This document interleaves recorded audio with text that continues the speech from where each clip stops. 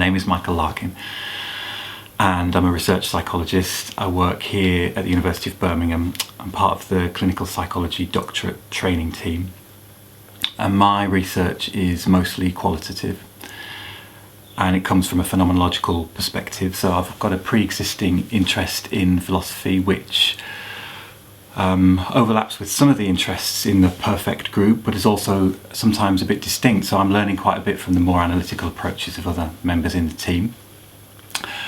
My research is about how people make sense of their experiences of distress and distressing experiences, and of their support seeking and help seeking, and the therapy and so on that they might receive from health services.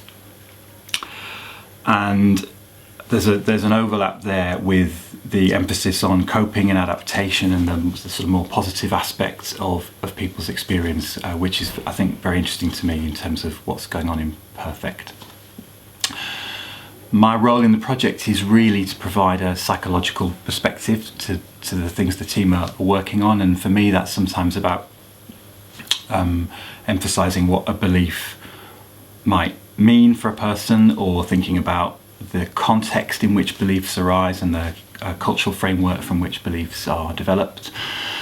And sometimes it's more about thinking about the relationships in which people are making sense of their experiences. So some of the benefits that we might associate with erroneous beliefs might be to do with the way that they fit within a set of relationships or a context of relationships.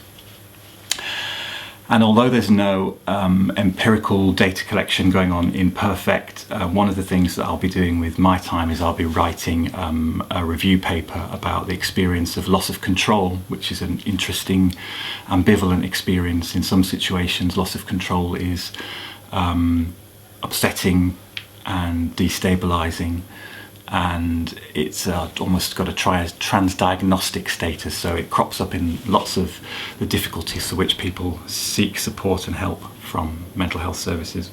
But in other situations we actively seek out experiences of loss of control, and we see them as positive and rewarding. And so I'm interested in the different ways that people make sense of that, and the different kinds of beliefs that they may have about that. And I think there'll be some interesting overlap between that work and what we learn from that, and the wider direction of the project.